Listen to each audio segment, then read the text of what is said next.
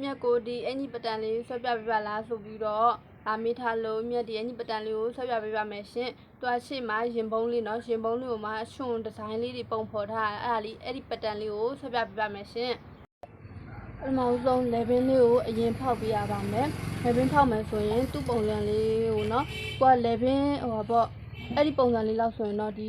မွေးလေဘင်းဒါကတော့မွေးလေဘင်း7 cm ဆိုပြီးတော့ဖောက်ထားရှိရတယ်နော်မွေးလေဘင်းကနေမှဘေးကို1.5 cm ဆိုပြီးတော့တွားပေးရပါမယ်မွေးလေဘင်းကနေဘေးကို1.5 cm တွားပေးမယ်အောက်ကြောက်ကိုကြတော့2.5 cm ဆိုပြီးတော့တွားပေးမယ်လေဘင်းဖောက်တာကတော့ဒါကကိုသဘောနော်ကိုကလေဘင်းကျဲတာကြိုက်တယ်ဆိုတော့ကျဲတာကျင်းတာကြိုက်တယ်ဆိုတော့ကျင်းတာအဲ့ဒါကကိုသဘောနော်ဒါကအင်ကြီးပုံစံဒီဇိုင်းလေးပုံဖော်တဲ့ပုံစံကိုပဲပြသွားပေးပါပါနော်အကြောင်း11ပြည့်ကျဲကို1.5 မွေး11ကနေပြည့်ကျဲဆက်ပေးမယ်အော်ကြောက်ကြတော့2.5 cm ဆိုပြီးတော့ဆက်ပေးမယ်ပြီးရင်အဲ့ဒီ2.5နေရာလေးမှာတိုင်တိုလေးဒီလိုလေးထောင်ထားပေးမယ်နော်တိုင်တိုလေးထောင်ထားပြီးရင်ပေကွေးလေးကိုယူလိုက်မယ်ပေကွေးလေးကိုယူပြီးတော့ကြတော့တဲ့ခုနက1.5ပြည့်ကျဲချက်ထားတဲ့အမှတ်နဲ့အောက်ကျချက်ထားတဲ့အမှတ်ကိုဒီနားလေးမှာပြပြလေးပုံစံလေးဖြစ်အောင်လေဘင်းလေးကို white ပုံဖော်လိုက်မယ်နော်ပုံဖော်ပြီးပြီဆိုရင်ဒါရေပုံးဒီဇိုင်းဖြစ်တဲ့အတွက်ကြောင့်ကိုကဘယ်ဘုံလားညာဘုံလားအဲ့ဒါတော့တေချာလေးကိုရဲ့လိုပတ်တန်ဆွဲတဲ့ဘက်မှာဘယ်ဘုံဆိုရင်ဘယ်ဘက်မှာဆွဲတာညာဘက်ဆိုရင်ညာဘက်မှာဆွဲတာဆိုပြီးတော့ဒီမွေးပတ်တန်ဆွဲကြတဲ့ကဘယ်ဘုံညာဘုံခွဲထားရှိရလေနော်အဲ့ဆိုရင်ဒီမဲ့အမြတ်တို့ဒီမဲ့ရေပုံးချက်ဆက်မယ်ရင်ပုံးချက်ဆက်မယ်ဆိုရင်ဒီမွေး frame ဆွဲထားတယ် level ဖောက်ပြီးသွားပြီအဲ့ဒီဘက်ကိုတဲ့ဒီနော်ဆာရွက်အလွတ်လေးကိုဆက်ပေးထားရမယ်ဒီဆာရွက်အလွတ်လေးကိုဆက်ထားပေးရမယ်နော်ဆာရွက်အလွတ်လေးကိုဆက်ထားပေးရမယ်ဆာရွက်အလွတ်ဆက်ထားပေးမယ်ဆိုရင်ဒီဘက်မှာပေါ့နော်နည်းနည်းလေးကြီးလေးရှက်ပေါ့ပိတ်ဆာရွက်လေးကိုဆက်ထားပေးပါနော်အဲ့လိုဆက်ထားပြီးရင်နော်ဆက်ထားပြီးပြီဆိုရင်ဒီရဲ့အလဲလေးကိုပြန်ခောက်လိုက်မယ်နော်နောက်ဒါတရွက်ထဲရှိရနော်အဲ့ဒါအောင်မှဒီရင်မုံချမ်းစာဆိုပြီးတော့ဆာရွက်ကိုနည်းနည်းကြီးလေးဆက်ပေးမယ်ဆက်ပြီးပြီးအဲ့အလဲကိုအချို့ကိုပြန်ပြောခောက်မယ်နော်လဲဘင်းကိုဒီအချို့ကိုပြန်ခောက်မယ်ခောက်ပြီးရင်လှိန်စုနော်လှိန်စုရှိရလှိန်စုယူမယ်ယူပြီးတော့ကြတော့ဒီဟာလေးတွေကိုအလေးနဲ့ခဏတွေ့ထားမယ်နော်ရွေ့မသွားအောင်နေရာရွေ့မသွားအောင်လို့ဒီပတန်ကိုဟိုဘက်နဲ့ဒီဘက်နဲ့ကိုအလေးနဲ့ခဏတွေ့ထားပေးမယ်အလေးနဲ့ခဏတွေ့တဲ့ပြီးရင်ဒီကလှိန်စုရှိရလှိန်စုရှိတဲ့ဟာလေးကိုလေဘင်းလေးကိုဟိုဘက်မှာအရာလေးရှိအောင်ဒီလိုလေးအရာလေးပေးရမယ်နော်လေဘင်းလေးအရာပေးရမယ်အဲ့လိုအရာပေးပြီးတစ်ခုပြောအောင်မယ်ဆိုတော့တွားကြတော့ဒီမဲ့ပခုံးတောင်းနဲ့တွားထားတာနော်သူကပခုံးတောင်းနဲ့တွားထားတာအင်းပုံမှန်ဆိုရင်လည်းသူကပခုံးတောင်းဆိုရင်ဒီပခုံးကိုတဝက်ဝက်တာတဝက်ယူတယ်တဝက်ဝက်ပြီးယူတယ်ဒါပေမဲ့သူအင်ကြီးပုံထဲမှာဆိုရင်တော့ဒီပခုံးတောက်ကလေးရှေ့မှာလေဘင်းနေရာမှာတရားကြီးကတ်နေရနော်အဲ့ဒါတော့ကိုကြိုက်တယ်လို့ယူပေါ့နော်ဒါကတော့ပုံသေးပုံသေးတော့မရှိဘူးကိုကြိုက်တယ်လို့ယူပေါ့နော်မြက်ကတော့ဒီကပခုံးကိုတဝက်အနေထားမှာပဲကြိုက်လို့တဝက်အနေထားမှာပဲယူလိုက်တယ်အဲ့ဆိုတော့ဒီလေဘင်းဖောက်ထားတဲ့အမှတ်နဲ့ဒီပခုံးအမှတ်ကြီးရှိရနော်ပခုံးအမှတ်ကြီးရှိတော့သူ့ကိုတဝက်ဝက်ပေးလိုက်မယ်နော်တဝက်ဝက်ပေးလိုက်မယ်ဒီပခုံးအမှတ်ကြီးကိုတဝက်ဝက်ပေးလိုက်မယ်အဲ့ဒီတဝက်အမှတ်နဲ့ဒီရင်ထိတ်အမှတ်လေးရှိရလीနော်ရင်ထိတ်အမှတ်လေးနဲ့ကိုတွားပြီးတော့ဒီလိုလေးဆက်လိုက်ပေးရမယ်ပခုံးတော့နော်ပခုံးတော့နဲ့တွားထားဖြစ်တဲ့အတွက်ကြောင့်ပခုံးထောက်ဆွဲပေးတာပြီးတော့လက်ဖောင်းအင်းကြီးဖြစ်တဲ့အတွက်ကြောင့်လက်ဖောင်းမွေးပခုံးကနေ1 cm လက်ဖောင်းမြင်တက်ပေးရမယ်အဲ့ဆိုရင်ဒါဒီဘက်ချပြည့်စုံသွားပြီနော်ဒီဘက်ချပြည့်စုံသွားပြီဆိုရင်နော်ခုနကဒီမဲ့လေဘင်းလေးကိုလှိန်ဆူးနဲ့ဝိုက်ပြီးတော့ကြတော့သူ့ရဲ့ပခုံးလေးကိုလည်းဟိုဘက်မှာအရာထည့်အောင်လို့လှိန်ဆူးလေးနဲ့လှိန်ပြီးတော့အရာပေးမယ်နော်အရာပေးမယ်ပြီးရင်ဒီရဲ့ပခုံးထောက်ကြီးရှိရလေနော်အဲ့ဒါကိုလည်းလှိန်ဆူးနဲ့ဟိုဘက်မှာအရာလေးပေါ့အောင်လုပ်ပေးမယ်သူ့ရဲ့တကြောလုံးအောက်ကနေတကြောလုံးဒီဘက်တချမ်းစာနော်တကြောလုံးကိုလှိန်ဆူးနဲ့လှိန်ပေးရမယ်ရင်းထိတ်လေးကိုလည်းနေရာလေးမှတ်ထားပေးမယ်နော်တကြောလုံးကိုလည်းအလုံးမှတ်ထားပြီးပြီအဲ့ဆိုရင်နော်ဒီချစ်ရင်ကြဒီအမှတ်ကိုလည်းနေရာလေးမှတ်ထားပေးမယ်ဒီရင်ပတ်လက်နေရာကိုလည်းလိုလေးမှတ်ထားပေးမယ်အဲ့ဆိုရင်အကုန်လုံးလှိန်စုနဲ့ဒီဘက်တချမ်းရောပခုံးတောက်ကိုလှိန်ပြီးသွားပြီဆိုရင်ဒီအက်တွေကိုဖြုတ်လို့ရပြီနော်ဖြုတ်လို့ရပြီဆိုရင်ဒီဘက်မှာအရာလေးထင်သွားပြီအဲ့ဒီအရာလေးကိုဒီတော့ပင်လေးနဲ့ကိုခဲတံဆိုလည်းခဲတံနဲ့အရာလေးအတိုင်းပြန်ပြီးတော့ကူးယူပေးမယ်နော်သူအရာလေးတွားထားတဲ့အတိုင်းနော်အရာလေးကဘလို့တွားထားအောင်အဲ့ဒီအတိုင်းလေးကိုတိတ်ဆူးလေးနဲ့ကူးယူမယ်အ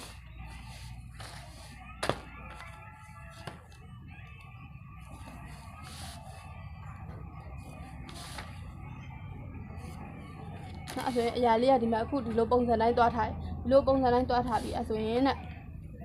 မလေပင်လေးဖောက်ထားရလေနော်လေပင်လေးဖောက်ထားရလေးရှိရနော်သူကကြတော့ဒီအောက်မှာကျတော့သူကဟိုဟာပေါ့ဟိုတက္ကသိုလ်ရင်ပုံဒီဇိုင်းမှာသူကအပေါ်ထိတွားထားတာမဟုတ်ဘဲနဲ့အောက်ကိုနည်းနည်းချပြီးမှတွားထားဖြစ်တဲ့အတွက်ကြောင့်ဒီရဲ့ပခုံးထိပ်လေးနော်အဲ့ဒီအောက်ကိုဘယ်လောက်တွားမလဲဆိုတော့3 cm ဆင်းပေးမယ်အဲဆိုရင်ဒီဘက်ကိုလည်း3 cm ဆင်းပေးမယ်သူ့ရဲ့ပခုံးလေးကဒီလိုလေးဖြစ်သွားပြီအဲဆိုရင်ပုံချမ်းစာလေးကဒီလိုလေးထွက်မှာဒီအောက်ကိုတွေကိုမကြည့်နဲ့နော်ရင်ပုံချမ်းစာလေးကဒီလေပင်ကနေမှဒီလိုလေးသွားမယ်နော်ဒီလိုလေးသွားမယ်အဲဆိုအပေါ်ပိုင်းလေးပြီးသွားပြီနော်အပေါ်ပိုင်းလေးပြီးသွားပြီဆိုရင်နဲ့နော်ပေါ်ပိုင်းလေးစီးသွားပြီဆိုရင်ဒီရဲ့ပခုံးထိပ်လေးရှိရနော်ဒီရဲ့ပခုံးထိပ်ဒီဘက်ကတချမ်းပခုံးထိပ်ကနေမှအောက်ကိုဘယ်လောက်သွားမလဲဆိုတော့တဲ့14 cm ခွဲဆိုပြီးတော့သွားပေးမယ်14ခွဲဆိုပြီးတော့သွားပေးမယ်နော်ဒီရဲ့ပခုံးထောက်အပေါ်မှာ14ခွဲဆိုပြီးတော့အမှတ်လေးမှတ်လိုက်မယ်နော်ပခုံးထောက်မြင်းပေါ်မှာမှတ်လိုက်မယ်မှတ်ပြီးတော့ကြတော့သူကအတွင်းထဲမှာဝင်တဲ့ပုံစံလေးဖြစ်တဲ့အတွက်ကြောင့်အတွင်းထဲကို 1.5 ဆိုပြီးတော့အမှတ်လေးဝင်ပေးမယ်ဒီရဲ့အတွင်းထဲကိုရင်မိုးချက်စာအတွင်းထဲကို 1.5 cm ဆိုပြီးတော့ဝင်ပေးမယ်ဒီရဲ့ပခုံးလေးကနေအောက်ကို14 cm ခွဲဆိုပြီးတော့ရှာမယ်ရှာပြီးတော့ကြတော့ဒီရဲ့အခုံးထောက်လေးရဲ့အတွင်းထဲကို 1.5 cm ဆိုပြီးတော့ဝင်ပေးမယ်ဝင်ပေးပြီးတော့ပေကွေးလေးနဲ့ဒီဇိုင်းဖော်မယ်ပုံဖော်မယ်ဆိုရင်ပေကွေးရဲ့ဒီရဲ့အခုံးပိုင်းလေးရှိရလေနော် 1.5 cm အမှတ်လေးနဲ့သူ့ကိုဒီလိုလေးဝဲပုံစံလေးပုံဖော်အောင်ဒီလိုလေးပုံဖော်ပြလိုက်အဲဆိုရင်အောက်ဒီမကြည့်နဲ့အပေါ်မှာဆိုဒီလိုဒီဇိုင်းလေးပုံဖော်သွားပြီနော်အဲ့လိုပုံဖော်သွားပြီဆိုရင်နဲ့နော်အဲ့လိုပုံဖော်ပြသွားပြီဆိုရင်ဒီ short ပင်လေးနဲ့နော် short ပင်လေးနဲ့ဒီရဲ့ဒီခုန 1.5 cm ဝင်ထားတဲ့အမှတ်ကနေမှအပြင်ဘက်ကိုဘယ်လောက်ပြန်ထွက်မလဲဆိုတော့ 3.5 cm ဆိုပြီးတော့ဒီ 1.5 cm ဝင်ထားတဲ့အမှတ်ကနေဒီရဲ့ဘက်ကို 3.5 cm ဆိုပြီးတော့ပြန်ထွက်မယ်ပြန်ထွက်ပြီးတော့အဲ့ဒီရဲ့မြင်းရဲ့အောက်ကို 0.5 ဆိုပြီးတော့ဆင်းပေးရမယ်အဲ့ဆိုရင်ဟောနော်ပြန်ပြောပြမယ်ဆိုရင်ခုနကဒီရဲ့ပခုံးထောက်လေးကနေမှပခုံးထိပ်လေးကနေမှအောက်ကို14ခွဲဆိုပြီးတော့ဆင်းတယ်14ခွဲဆိုပြီးတော့ဆင်းတယ်နော်ဆင်းပြီးတော့ကြတော့ဒီပခုံးထောက်ရဲ့အတွင်းထဲကို 1.5 cm ဆိုပြီးတော့ဝင်တယ်ပြီးတော့ပေကွေးလေးနဲ့အဝိုင်ဒီဇိုင်းလေးပုံဖော်လိုက်တယ်နော်အဲ့လိုပြီးတော့ကြတော့ဒီ 1.5 cm အမှတ်ဝင်ထားတဲ့ဒီရဲ့အပြင်ဘက်ကို 3.5 cm ဆိုပြီးတော့ပြန်ပြီးတော့ထွက်ပေးရမယ်နော်ထွက်ပြီးတော့ကြတော့သူ့ရဲ့အောက်ကို 0.5 ဆိုပြီးတော့ရှာပေးရမယ်ပြီးတော့ကြတော့ပေကွေးလေးယူလိုက်မယ်နားလေးကကြတော့သူက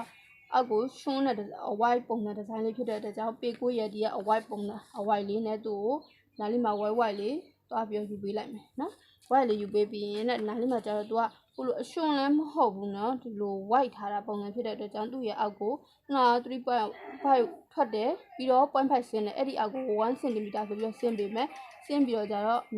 သူ့တိုင်လေးအဲ့လိုလေးထောင်လိုက်မယ်နော်တောင်လေးထောင်ပြီးတော့ကျတော့သူ့ထောင်တဲ့အတိုင်းမှမထားဘဲနဲ့လေကိုယ့်ရဲ့လက်ရဲ့အနေထားပုံစံလေးနဲ့သူ့ကိုနားလေးကိုအဝိုက်လေးကားငယ်ပုံစံလေးအဲ့လိုအဝိုက်လေးပုံဖော်လိုက်မယ်နော်အဲ့လိုပုံဖော်လိုက်မယ်အဲ့လိုပုံဖော်ပြီးရင်နဲ့ဒီခုနကဒီရဲ့အတွင်းထဲ 1.5 cm ဝင်ထားတယ်အဲ့ဒီအမှတ်ကနေမှအောက်ကို9ပေါ့9 cm ဆိုပြီးတော့ရှာပေးမယ်နော်ခုနက 1.5 cm ဝင်ထားတဲ့အမှတ်ကနေမှအောက်ကို9 cm ဆိုပြီးတော့ရှာပေးမယ်အဲ့ဒီရှာထားတဲ့အမှတ်လေးနဲ့တဲ့ခုနကဒီရဲ့ဂုံးလေးဖော်ထားတဲ့ဟာလေးနဲ့ကိုပေကိုရဲ့ဒီဂုံးလေးနဲ့သူ့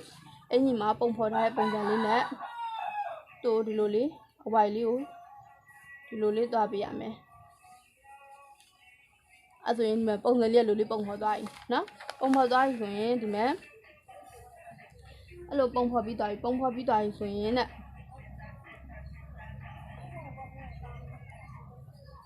အဲ့လိုပုံဖော်ပြီးသွားပြီဆိုရင်တို့ရဲ့ဒီရဲ့ရင်ထိတ်အမှတ်ကွာဝေးရဘယ်လောက်ရှိရလဲဆိုတော့ဒီအလဲအမှတ်ကနေရင်ပုံးကျန်းဆက်မယ်ဆိုရင်ရင်ထိတ်အမှတ်ကွာဝေးရဒီတားလိုက်တယ်ဆိုရင်ဒီ8 cm ဒီရဲ့ကိုယ်တိုင်းထဲမှာတော့8 cm ရှိရဲဒါပေမဲ့ကိုကတော့ကိုယ့်ရဲ့ကိုယ်တိုင်းရင်ထိတ်နှစ်ခုအကွာဝေးဆိုပြီးတိုင်းနဲ့ကိုယ်တိုင်းနဲ့ချိန်မှာတိုင်းနဲ့ဟာရှိရလေနော်အဲဆိုရင်ခဲတံလေးနဲ့ယူမယ်နော်ခဲတံလေးယူပြီးတော့8 cm ဒီရဲ့အောက်ကို8 cm ဆိုပြီးတော့မှတ်ပေးမယ်နော်8 cm ဆိုပြီးတော့မှတ်ပေးမယ်ပြီးတော့ကြတော့ဒီလိုလေးတိုင်လေးခဏထောင်ထားမယ်နော်ထောင်ထားပြီးတော့ကြတော့တဲ့နောက်8 cm ဝင်ထားတဲ့8 cm အဖုံးချမ်းမှတ်ထားတဲ့အတွင်းထဲကိုတဲ့ဘယ်လောက်သွားမလဲဆိုတော့ 1.5 cm ဆိုပြီးတော့ဝင်ပေးရမယ် 1.5 cm ဝင်ပေးပြီးရင်ခုနကဒီ9 cm ရှာထားတဲ့အမှတ်လေးနဲ့ကိုပေတံလေးနဲ့သွားပြီးတော့အောက်ကိုဒီလိုအဝိုင်းလေးရှင်မုံချမ်းလေးကိုဒီလိုလေးပုံဖော်ရမယ်နော်အလိုလေးပုံဖော်ရမယ်အဲ့ဒါအင်းမြပြန်ပြီးတော့ပြောပြပေးမယ်နော်မြတ်တို့ဒီကလေဘင်းလေးကိုတင်စုလေးနဲ့ယူလိုက်မယ်ယူပေးပြီးတော့ကြတော့တဲ့နော်ဒီကပခုံးတော့ယူထားတဲ့အနေထားအတိုင်းပခုံးတော့ယူထားတဲ့အနေထားအတိုင်းဒီအောက်ကို3 cm ချမယ်ဒီဘက်မှာလည်း3 cm ချမယ်နော်3 cm ချပြီးတော့သူ့ရဲ့ပခုံးရဲ့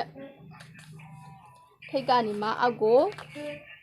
14ခွဲဆိုပြီးတော့ချပြီးမယ်ဒီပခုံးအထိတ်ကြီးရဲ့အောက်ကနေ14ခွဲဆိုပြီးတော့ချမယ်နော်14ခွဲချပြီးတော့အတွင်းတော့ 1.5 cm ဝင်မယ်နော် 1.5 cm ဝင်မယ်ဝင်ပြီးတော့ကြတော့သူ့ကိုဒီလိုအဝိုင်းဒီဇိုင်းလေးပုံဖော်မယ်နော်ပုံဖော်ပြီးတော့အပေါ်ပိုင်းပြီးသွားပြီဆိုရင်သူ 1.5 cm ဝင်ထားတဲ့အမှတ်ကနေအပြင်ဘက်ကို 3.5 cm ဝင်မယ်အပြန်ထွက်မယ်ထွက်ပြီးတော့ 0.5 ချမယ်နော် 0.5 ချပြီးတော့အဲ့ဒီ 0.5 ချထားတဲ့အမှတ်နဲ့ဒီ 1.5 cm ကိုဒီလိုအဝိုင်းဒီဇိုင်းလေးပုံဖော်လိုက်မယ်နော်ပြီးတော့ကြတော့နောက်3 cm ထွက်တယ် 0.5 cm နဲ့အောက်ကို1 cm ရှာမယ်အဲ့ဒီ1 cm ရှာထားတာသူ့ကိုကာကြီးကုံကားငယ်ကုံလေးပုံဖော်မယ်နော်ပုံဖော်မယ်ပြီးတော့ကြတော့နောက် 1.5 cm ဝင်ထားတဲ့အမှတ်ကနေအောက်ကို9 cm ဆိုပြီးတော့ရှာမယ်နော်ရှာပြီးအဲ့ဒီ9 cm အမှတ်လေးနဲ့တဲ့ဒါပခုံးတော့မြင်းပေါ်မှာပဲပုံဖော်သွားတာနော်ဒီရဲ့ခုနကဂုံလေးပုံဖော်ထားတဲ့ဟာလေးနဲ့ကိုပေကွေးလေးနဲ့သူ့ကို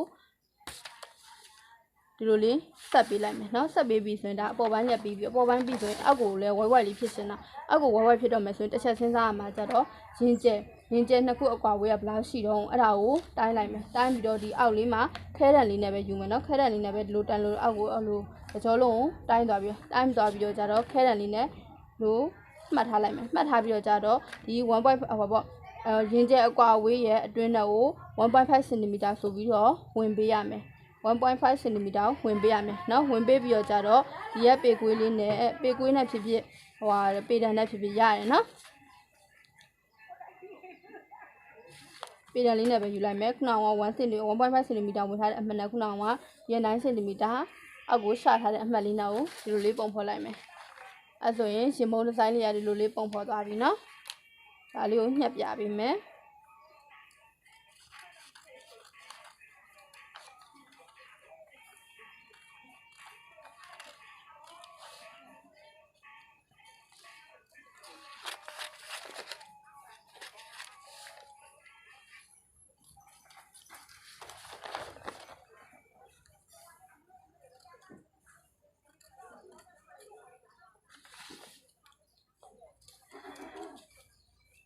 ဒီလေဘင်းလေးကိုဒီဘက်မှာကူးလိုက်တာလေတကယ်လို့ကိုကရင်ပုံးချမ်းဆက်တဲ့အချိန်ကျရင်လေတစ်ဖက်နဲ့တစ်ဖက်ပုံစံကိုလေဒီရ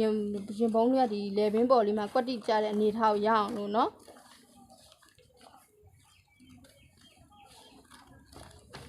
လေဘင်းလေးကိုလည်းညှက်လိုက်မယ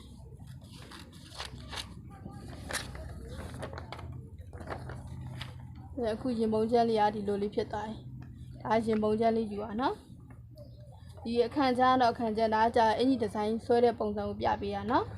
အဲဆိုရင်အခုရင်မုံချမ်းလေးဆွဲတဲ့ပုံစံလေးပြီးသွားပါပြီနော်